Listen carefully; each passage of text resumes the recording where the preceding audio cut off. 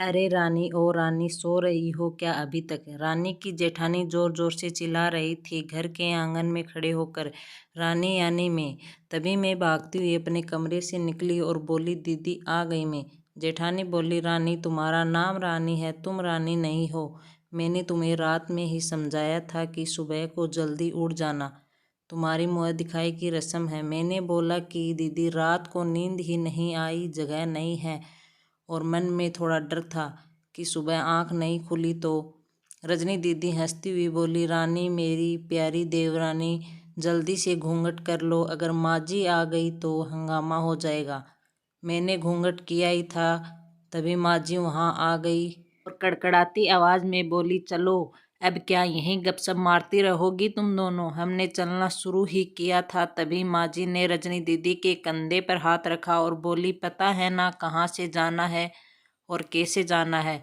माँ जी ने बोला कि जब भी कोई बड़ा तुम्हारे सामने खड़ा हो तो हमेशा घूंघट में रहना, और कम से कम अपने बड़ों के सामने आना, और बिना घूंघट के तो कभी नहीं।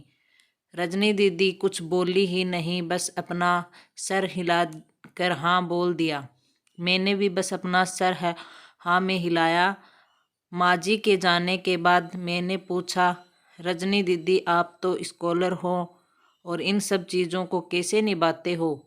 रजनी दीदी मुस्कुराई और बोली कि मैं थारे जेठ जी से बहुत प्यार करती हूँ, इसलिए अभी तक चुपचाप सब चीज़ें निभा रही हूँ।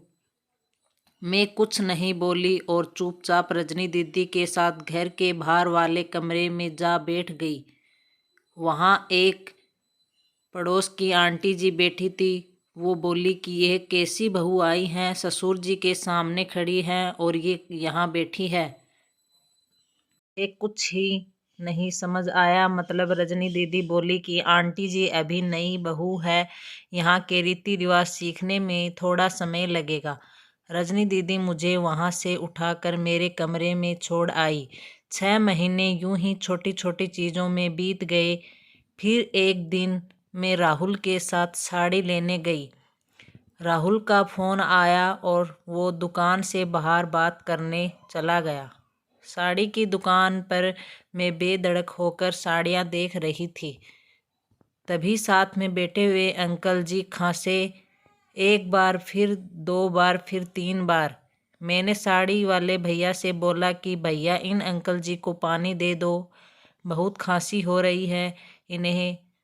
अंकल जी भड़क उठे और बोले, क्या बदतमीज लड़की हो, ये कुछ शर्म लिहाज है या नहीं से?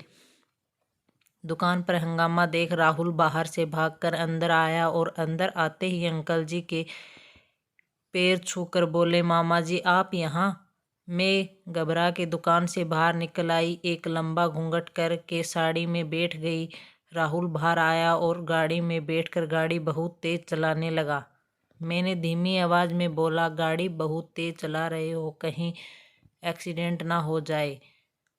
हम घर पहुँचे ही थे तभी माँ जी ज़ोर ज़ोर से चिल्लाते हुए बाहर आई, देखो आ गई ये रानी साहिबा, खानदान की इज्जत मिट्टी में मिलाकर। तभी रजनी दीदी आई और बोली, माँ जी मेरे शादी को 6 साल हो गए हैं, मैं अभी तक मामा जी को नहीं जानती, ये कैसे जानेगी? माँ जी ज़ोर से चिल्लाई, देखो कैसे चप्पड़ चप्पड़ जवान चल रही है इस रजनी की कभी। राहुल सबकी बात काटते हुए बोले कि माँ ये दोनों सही बोल रही है, अगर ये हमेशा घूंघट करके रहती है तो ये मामा जी को कैसे पहचानेगी? और माँ आज मामा जी के फ़ोन पर तुमने पूरे घर की शांति को भंग कर दिया है। ये वो ही समाज है जिसने सीता मैया पर भी उंगली उठाई थी। पिताजी और जेठ जी ने भी अपना पक्ष राहुल के साथ ही रखा। माँ जी थोड़ी देर सोचने के बाद वापस रजनी दीदी और मेरे पास आई और बोली कि तुम दोनों को अपनी मर्यादा पता है। मुझे उम्मीद है कि तुम कभी भी मेरा सिर शर्म से नीचे नहीं झुकने दोगी। हम एक ही परिवार के सदस्य हैं, हमें हमेशा साथ रहना है। अच्छा वक्त हो या बुरा वक्त, हर सदस्य को अपनी मर्यादा पता है।